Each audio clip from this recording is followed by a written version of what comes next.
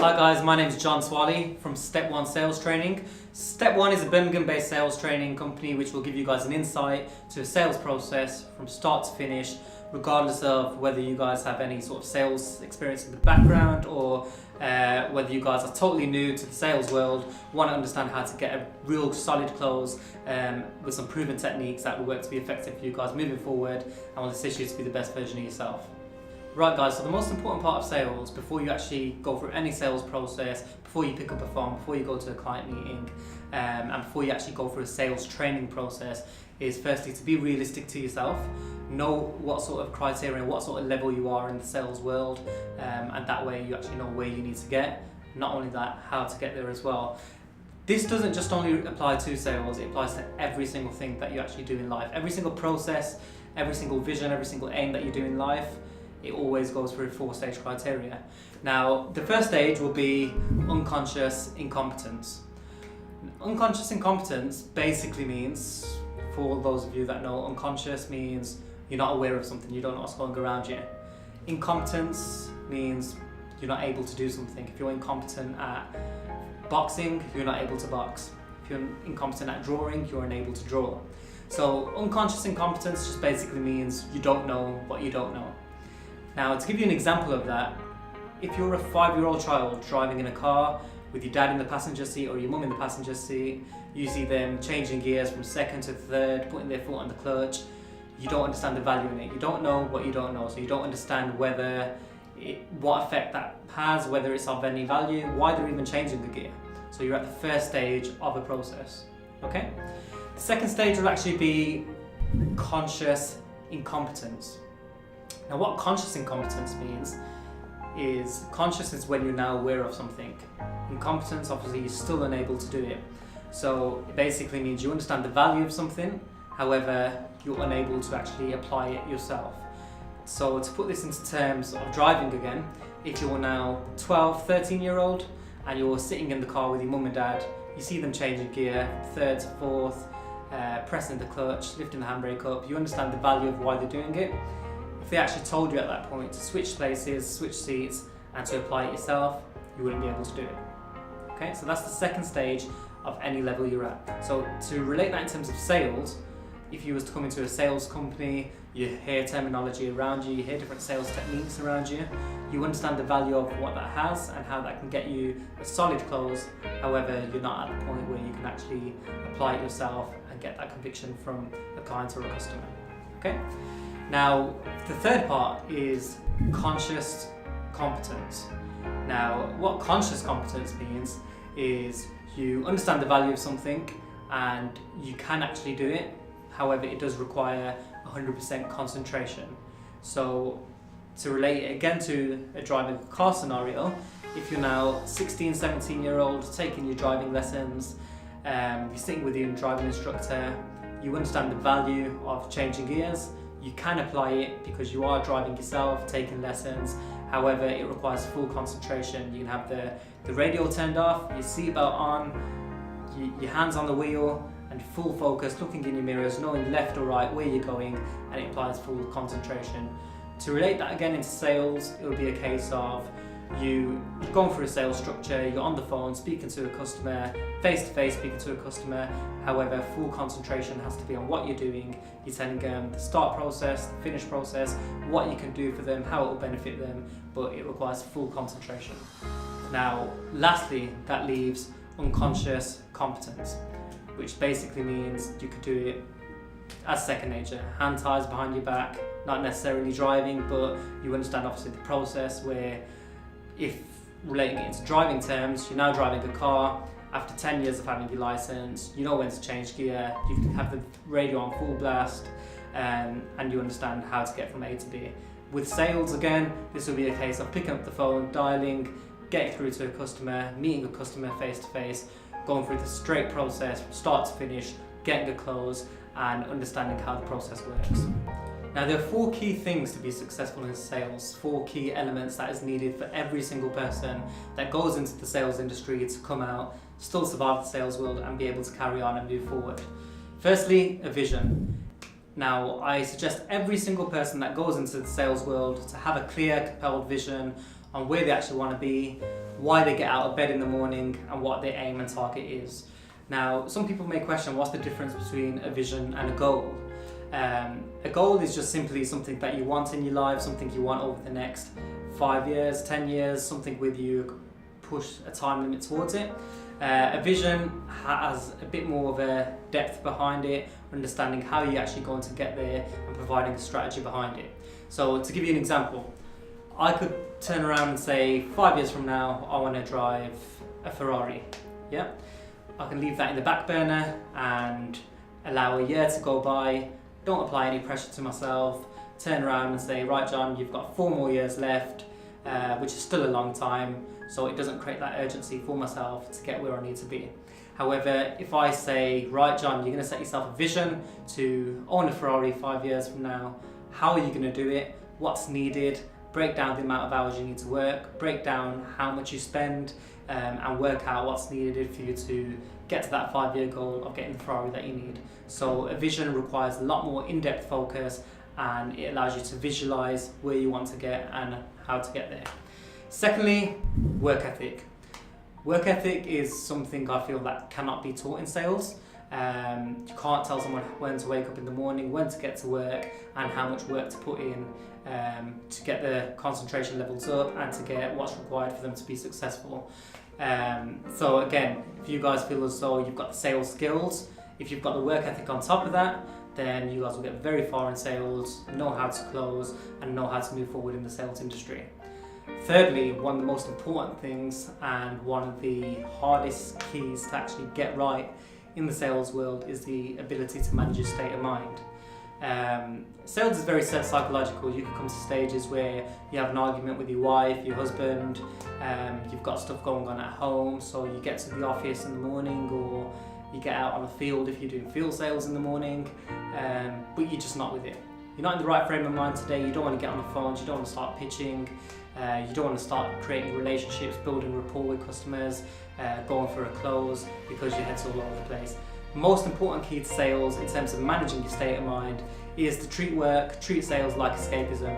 Any issues you guys have, leave it at the doorstep, attend to sales, attend to getting the rewards that you want from sales, attend to hitting your targets, hitting your criteria, and go home and pick up any outside of work issues you do have and attend to that at a later stage. And finally, most importantly, is strategy. A lot of sales people have the ideology that sales is all about having the gift and the gab. Being a really good talker, being a fashionable speaker, being able to talk a tortoise out of its shell. It's not always the case. Now don't get me wrong, it always has an element towards sales for you to be successful. However, to carry that actual conviction in terms of getting a close, you need to have a solid structure behind it. Start to finish, every single sale you guys do needs to be the same. Not in a sense where you're saying the exact same words, but your tonality needs to have that positive frame of mind, that positive attitude. Your body language needs to be shown in the calls, even though they can't see you. Your body language needs to be shown on the field, and that will portray in your voice to get you what you need to get as an end product throughout that call. So a strategy from start to finish, breaking it down, understanding what's needed in that strategy, and actually moving forward throughout the course of your sale. Okay, so I want to go through a few impulse factors just to give you guys a clear understanding on why people in the sales world do certain techniques, how it benefits them, and stuff that you guys have seen unconsciously that have worked to get people to sales that they actually need. Impulse Factors has a technique called GIFT, which if you go down, it starts with the G, which is greed. Now, everyone in this world has some form of a sense of greed. Not to say it's a bad greed, but in a sense that it's something that they want. Greed can be convenience, spending more time with their family, not working too many hours, money, having 3 holidays a year, having an easy lifestyle. So when selling to a customer, it's always good to understand what their greed is before you actually provide a solution or provide a product or a service that you're going to be pitching to them. Secondly, one of the most important and probably one of the most hardest techniques to get right in sales is indifference. Indifference basically means not appearing too desperate to get the sale. You could be speaking to a customer on the phone, showing pure desperation in your voice, like you need to get that sale to hit your target. That sale structure will actually tear down into shreds if you guys show weakness in your voice, give the opposition control of the call, and show that sense of urgency, which will be eliminated if you guys can't get that close that you need by sounding too desperate to get the sale. The best way to actually handle that is by showing that there's other options, not just them. If they don't buy the product, someone else will. However, we are still interested in your business, we're still interested in doing business with you, we still feel as though this product or this service will benefit you because we're confident in the service we provide. Okay? The third one will be a case of fear of loss. How many of you guys have seen the DFS advert that's been going on for probably 25 years where they say offer ends on Sunday? Now, fear of loss and time limit are the two last things in the GIFT technique of impulse factors. So fear of loss is a sense of if you don't buy it, someone else will. Time limit is if you don't buy it by a certain period of time, you're no longer going to be able to purchase this product or get this service. It's no longer going to be accessible on the market for you guys to obtain. So again, just to use DFS as an example, for the past 15-20 years they've had that offer that ends on Sunday. What that would actually do is create urgency for the people that are viewing that advert to say that if I don't get to DFS by Sunday 7 PM, I'm no longer going to be able to get that sofa or get that mattress or get that bed for 25% off. So it does create urgency for people to go out there and buy the service, buy the product, because if they don't, someone else is going to be able to get that instead of them. So the next part of a sales structure from start to finish is to understand what each part of the call will entail, what each part of the sales process will entail. Now, a lot of people that have done sales over the years that understand sales as a freestyle sort of method don't tend to follow any structure, any processes in terms of getting the right strong sale that's needed to provide a long-term quality close or to provide a good aftercare for long-term and longevity in terms of business. Now, it's so important to understand and know your customer before you actually sell something to them. For those of you that have seen The Wolf of Wall Street, for example, you see at the end of the film, Jordan Belfort tries to get people to sell him a pen.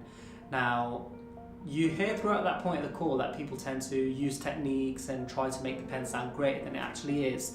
But what you don't tend to see is those people ask Jordan Belfort questions, try to know their customer before they actually sell something.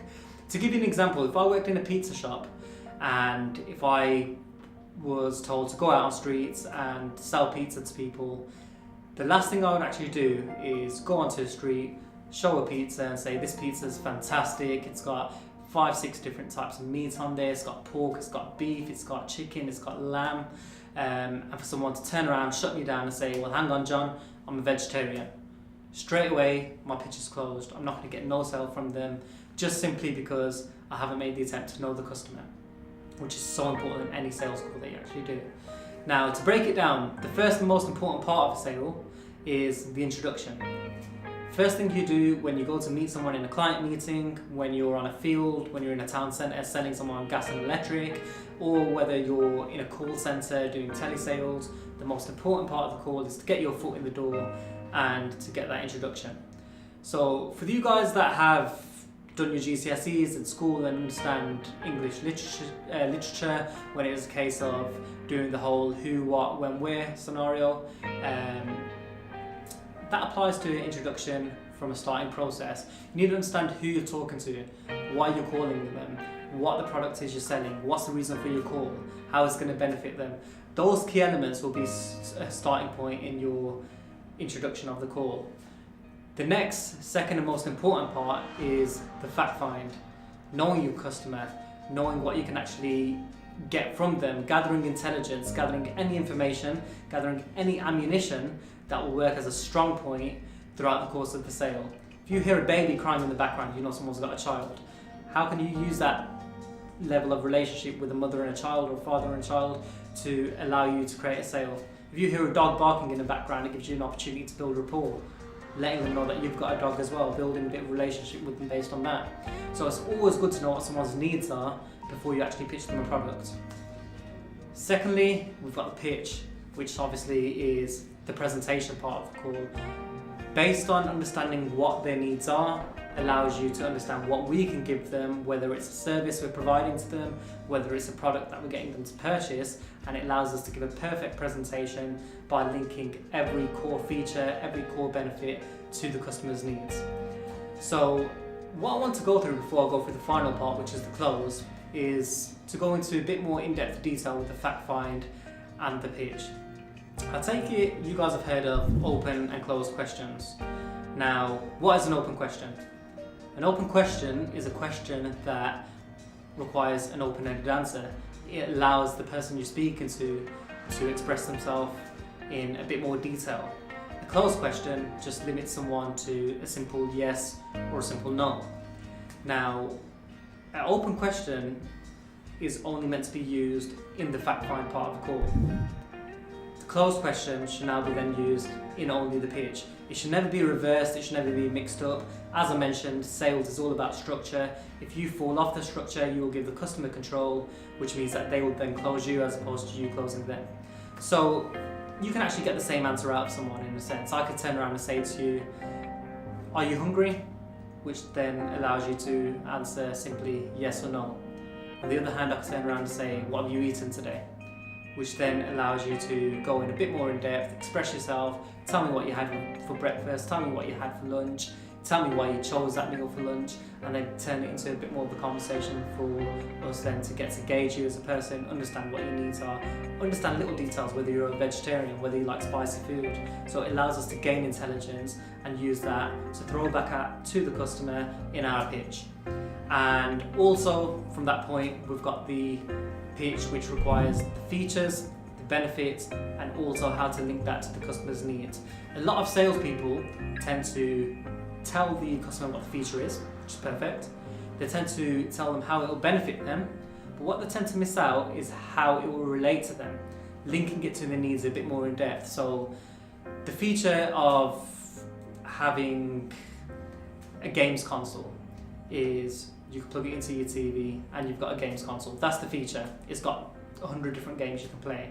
The benefit is it allows you to come home after a long day's work, turn your PlayStation on, for example, sit down, relax, unwind, play FIFA, and sort of leave your worries behind you. That's the actual benefit. So linking it to the needs by using a simple expression like what this means for you allows you to get the feature, link it to the benefit, and apply it to the customer. Okay? And finally, moving on to the close, it's all about summary. Once you've pitched a product to a customer, they want to know how that product would be a seamless transfer. If someone's purchasing gas and electric, how this product will work. If I want to buy a phone tomorrow, how the process will work. So it's a case of summarising the product by simply saying the way it works is very simple, going through a breakdown, what's expected out of the product, how the product is closed, when it will be dispatched, whether it will be sent out, if it's a service you're getting, when you receive that service, how that service will work, whether you need to sign, whether you need to set up a direct debit, whether you need to take a payment now. So it just breaks down and summarises the closing points. So I want to go into a bit more detail and elaborate a bit more on how important a fact find actually is. I created a technique called the battlefield technique, which actually puts it into perspective on how important it is to actually know someone, know your customer, gather as much information, gather as much intelligence before you actually go there and you actually conduct a pitch. Now I'm going to give you guys an example. If you guys were stuck on a desert island and you've got one gun in your hand, for example, which has 6 bullets, and at the end of the island you've got 100 terrorists, for example, that have a gun each and they're out there to get you. You've got 2 options. You could go clockwise, which has an ammunition shop, ammunition safe house, which is full of bullets. It has a tank there that you can jump in as well. Or you could go anti-clockwise, which is just you with your one gun, trying your luck against 100 people. Now, people naturally think the safest way to go is obviously clockwise. Probably jump into the ammunition shop, you probably grab as much bullets, body armor as you can, maybe jump in your tank, run over the majority of them, kill the rest of them and escape the island successfully. The other option, obviously going through the anti-clockwise route, would be taking one gun which contains 6 bullets, attempting to kill 100 people, which will allow you to only realistically kill 6 people, which puts you against 94 people, which inevitably means you're dead. How do we put that in perspective of sales, and how do we relate that to the sales industry? A lot of sellers tend to actually go the counterclockwise route without actually knowing. Now, how that actually works is they tend to start off the introduction, which is just them standing with their gun, for example.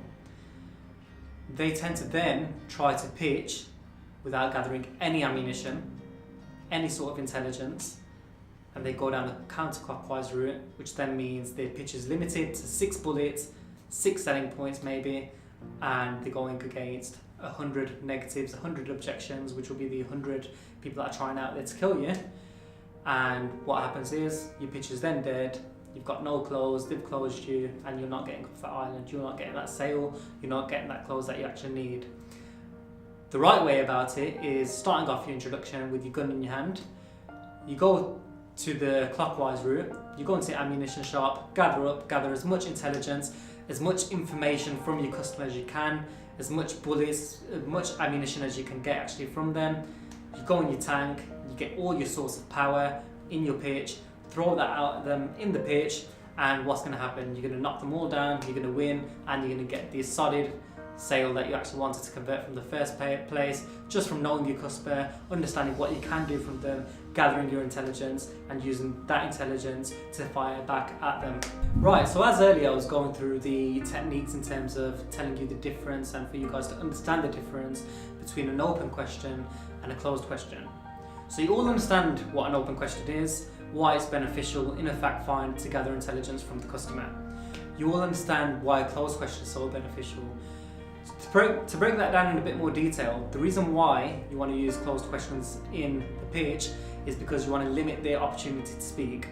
I think you guys have probably been in a scenario before where, I don't know, you probably had an argument with your brother or your sister, your mum's telling you off, and to find out who's right or wrong, she'll probably say, right, you've got your opportunity to speak, don't you get involved, let me hear one side of the story.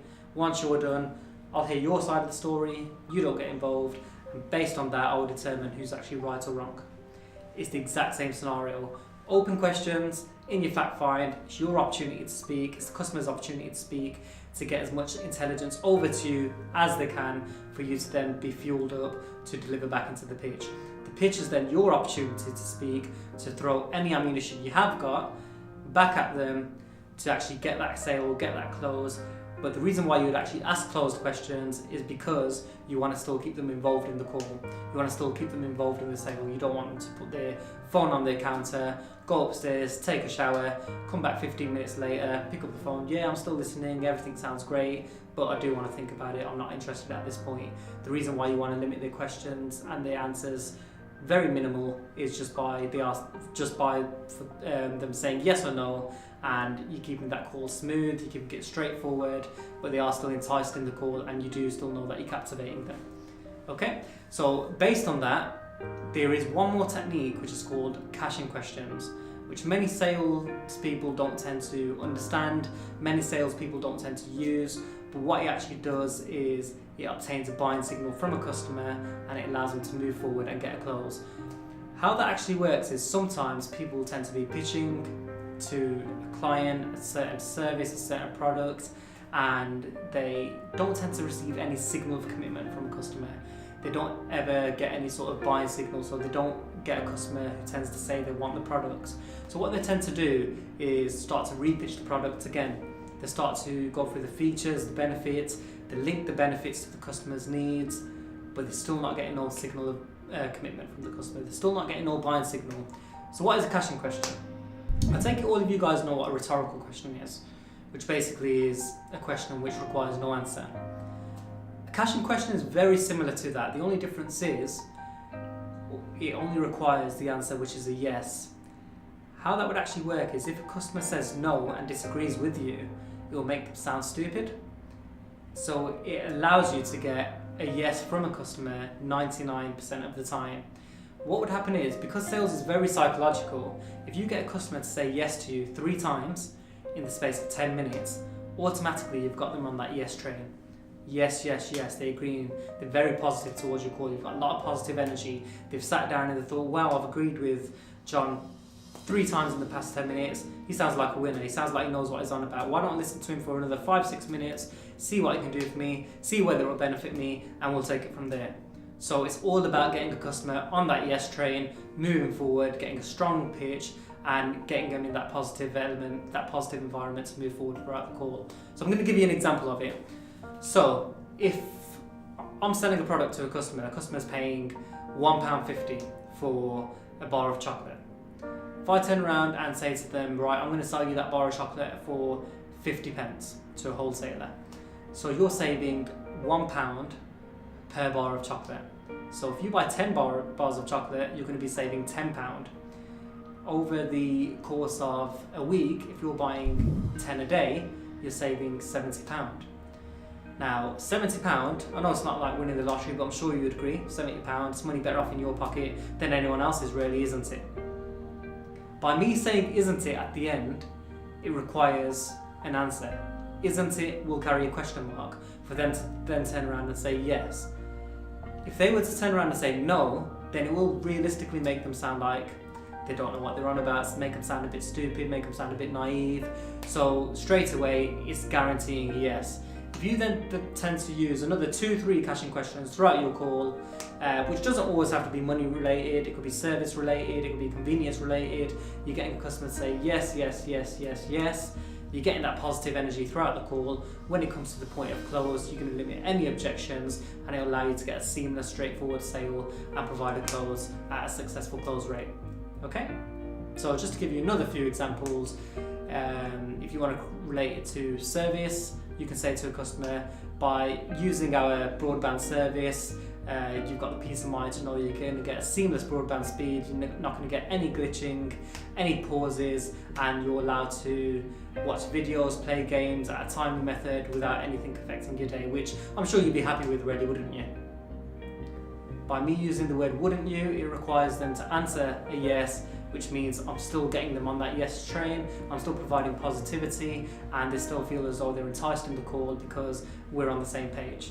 Okay, so the next technique is rapport building. Those of you that haven't done sales, you've probably heard the word rapport about.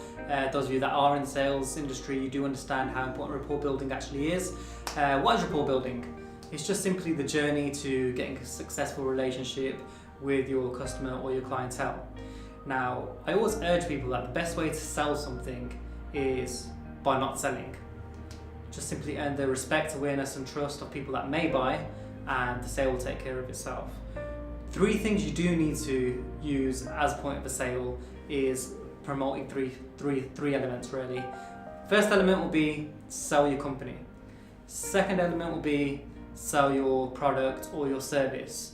And thirdly, where rapport building actually comes into place, is to sell yourself. Okay? So if you actually keep that frame in mind when you are selling any product or any service, you will find it hard to fail, as it has worked as proven success rates. Using rapport gathers an element of trust. When you get someone to trust you, to sell them something is very straightforward and very easy. Just to give you a prime example, if you was walking down the street one day and someone approaches you and has the latest top of the range iPhone for sale, and they was to say, right, okay, I no longer need this iPhone, you can purchase it off me for £100. There is going to be a sense of being a bit apprehensive towards purchasing an iPhone of somebody you don't know, spending £100, parting away with £100 of your hard-earned money for someone you've never met in your life. However, on the other side of it, if you was to go home one day, your brother, your sister, your mum or your dad was to say to you, I've spoken to my service provider, they've provided me with a brand new upgrade, a brand new mobile phone, I no longer need this mobile phone, if you want to take it off me, you can take it for £100. If you're in the market for a mobile phone, you'll be very inclined to buy that phone for £100 if it's worth more than that, on the basis that you trust them. If it's the exact same mobile phone with the person you don't know and the person you do know, you're obviously going to go to the person you do know, just because unconsciously over the past 20, 30, 40 years of your life, you've been building some form of unconscious rapport with that person to allow you to have qualified their trust, and for them to have qualified your trust for you to be able to part ways with your money to obtain that product or service from them. Okay, so rapport building. There's two different types of rapport. There's unconscious rapport and there's conscious rapport. Those two things will come across throughout the course of the sale, and it will link to the 3 C's. 3 C's in sales, firstly, is certainty, clarity, and courage. Certainty firstly works out to you being fully certain in terms of the product that you are actually pitching. Have full beliefs in terms of the product you're pitching. Don't sell a product that you feel is unethical, it's not working out for someone, it's going to take money off them underhandedly. If you have full belief in your service, full certainty in your service or your product, you'll be able to pitch that, sell that, and close that with the right frame of mind. The second one is courage. Being willing to justify the rate you're selling something at, being just willing to justify a price that you're selling something at, because you have full confidence in the features and the benefits of the product that you are selling. And finally, the third C is clarity.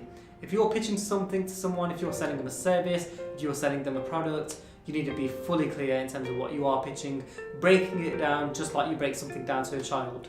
If you're speaking to a child and you need to tell a child that they shouldn't cross the road, you'll sit them down, you'll break it down to them and tell them you shouldn't cross the road, because if you do, this can happen, these are the repercussions, you can hurt yourself, you could end up in hospital, you could break your bones.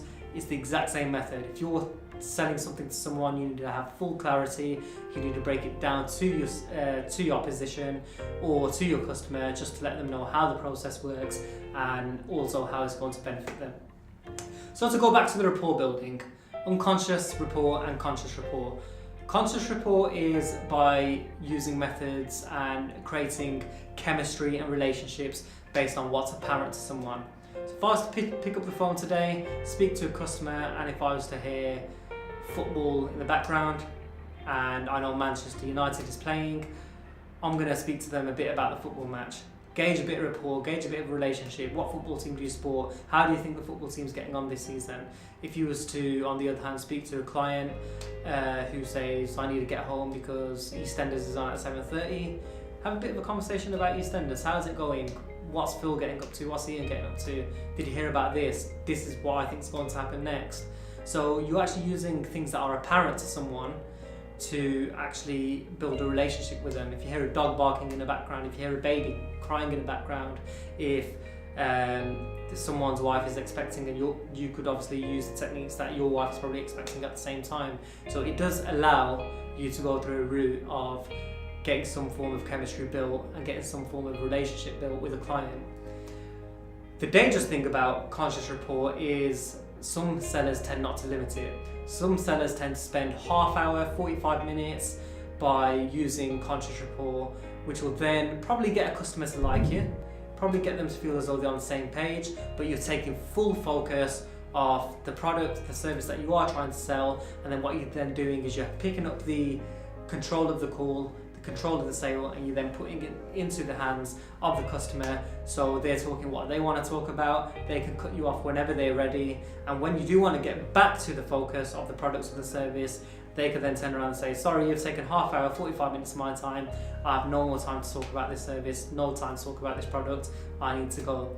What then happens is an opposition could come, approach the client, limit the rapport to a minute or 2 minutes max in terms of conscious rapport, just use it to get their foot in the door, and then move forward to the unconscious part of the rapport building technique, which is the unconscious rapport, which allows them to sound like an industry expert.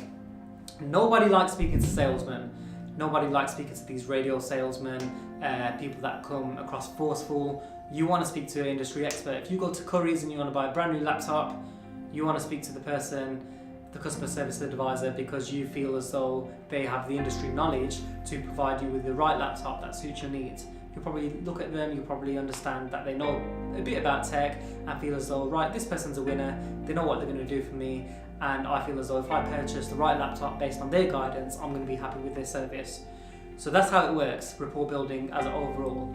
Conscious rapport, get your foot in the door, speak about things that are apparent, keep it limited to a couple of minutes, move on to your unconscious level of rapport, which is going to be throughout the whole course of the call, and that's for them to buy into you as a person, them to understand that you are an industry expert, you understand the service you are selling to them, you understand the products you are selling for them, and not only that, you're going to tell them why it's going to benefit them, and obviously use examples around that. Okay, brilliant. Once you get to the stage where you are using the unconscious and conscious rapport, it will then turn the customer into what's known as qualified, which means they've now qualified your trust. Once a customer has qualified your trust, you could then sell sand in the desert if need be. Finally, a lot of people that are inexperienced in the sales world is probably watching this video and thinking, how do I cover any objections that probably come my way? All the sales techniques sound fantastic, they sound like they can work. I can use caching questions, open questions, close questions, link features and benefits to customers' needs, build an element of rapport, whether that's unconscious, conscious rapport. But what if I actually receive an objection? How am I going to actually handle that?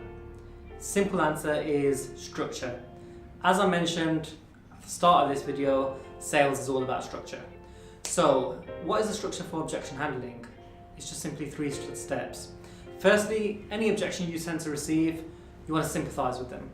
Sympathise is the first key element of that. You want to show that you're on the same side as them. You're not working against them, you're working with them. You understand that it's a concern of theirs. However, let's try to find a solution towards it. You don't want to be that seller where you're having that cocky approach to them. Well, if you don't take it, I don't care, I don't need your business, there's better people out there that would want my service, I don't want to sell my product to you anymore because I'm better than you. You're not going to get a sale that way, you'll get the phone slammed on you, you'll get someone to walk away from you and not want to purchase your product, and it will create a negative approach throughout the rest of your day, or probably moving forward in your career in sales. So sympathise with them, make them feel as though you're on side with them. So if someone wants to give you an objection, I'm not really happy with this service, that's fine, no problem at all. Move forward. The next stage, number 2, would be actually providing a solution, handling the objection, understanding what the objection thrown at you is, tear it apart, open it up, break it out, and find the solution to that objection. Thirdly, and the last part would actually be to end on a question. A lot of people will probably say, why shall I end on a question when I receive an objection? The simple reason is to change the subject. Now, I'm sure you guys have probably been in a situation before in the past where you're probably hanging around with a group of mates and you have another group of mates that come, some people that you don't know as much as the others, and one of your old mates is probably about to tell a really embarrassing story about yourself. I know I've been in that situation before. So what do you tend to think? The frame of mind usually is, alarm bells ringing, wow, I need to change the subject as soon as possible because they cannot find out what that is. So you change the subject, you ask a question. Oh, did you guys hear what happened on Coronation Street the other day? The reason being is you want to move direct focus from the embarrassing story about you, and you want to put the focus on what happened in Coronation Street the other day. You want to take full focus of that subject and you want to change it straight away. The exact same thing applies in the sales industry in terms of dealing with an objection. If you get an objection chucked at you, sympathise with them, handle the objection, end on a question, move on. If you don't end on a question, it's just a case of you basically saying, right, I've handled your objection, can you chuck me another objection and create a bit more negativity for me? You want to move that out of the way, you want to handle it, nip it in the bud, move on, move towards the positives, go towards the close. So I'm going to give you an example of that. So if you was coming across a customer who says, I'm really busy at the moment, I don't really want to look into changing my gas and electric. The best way to handle that objection would be, that's totally fine. To be honest with you, I understand exactly how you feel. Many customers I've spoken to in the past have probably felt the same, but what they found was using our service for gas and electric worked out to be 25% as a monthly average cheaper than any other providers in the UK. Can I ask, when was your recent bill? Okay.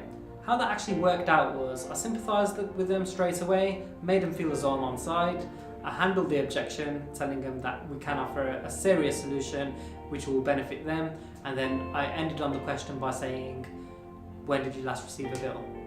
The reason I ended on that question, to be honest with you, there isn't no reason. The question didn't actually matter. What I just wanted to do was to take their focus on giving me another objection but for them to put their focus on answering the question.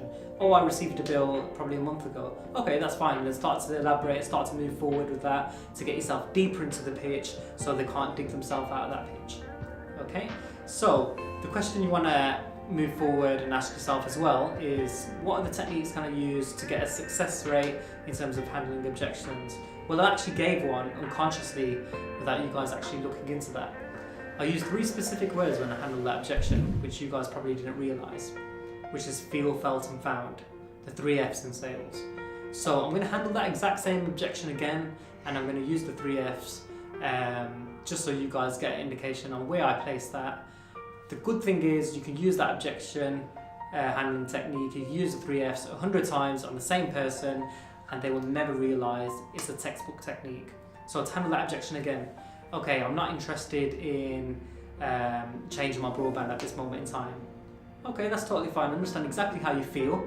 Many clients I've spoken to in the past have felt the same, but what they found was looking into their broadband at this time of the year works out very beneficial because all providers have tended to drop their rates to be competitive with each other, and because we have put this new fibre optic broadband on the market, we are going to get a starting price for the first 12 months at 10% off, which I'm sure you'll be happy with anyway, really, wouldn't you?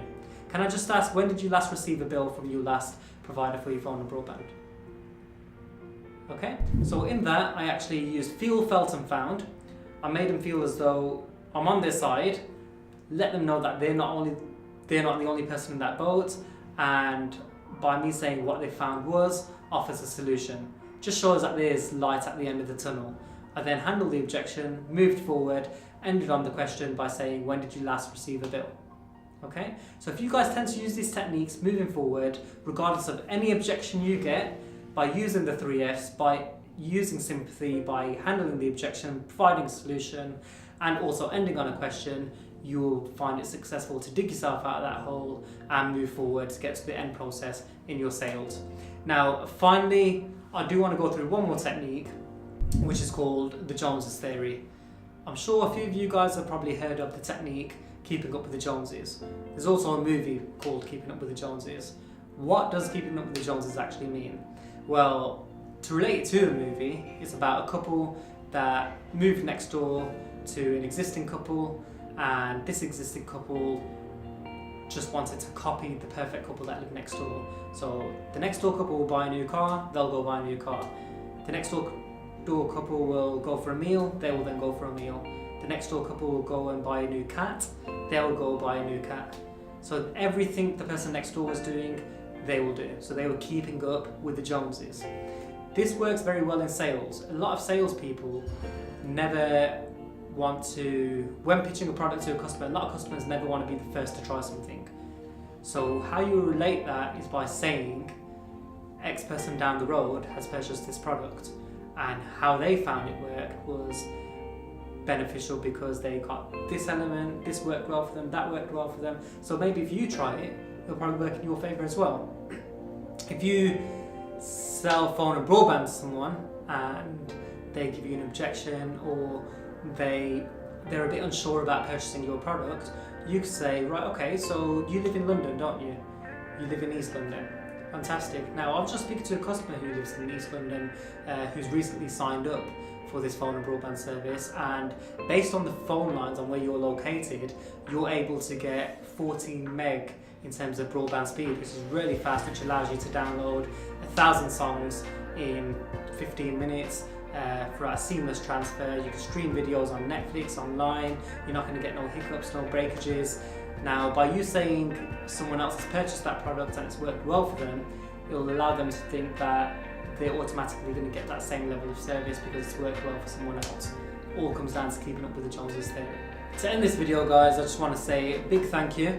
I hope this works out well for you guys moving forward in the sales industry. If you guys are breaking through to the sales industry, have no experience whatsoever, or for those of you that have been in the sales industry for a while but just need a refresh in terms of techniques to work forward and to allow you to have some proven methods which would allow you to get that solid conviction, solid rapport building techniques, solid objection handling techniques, to get that end product. Thank you.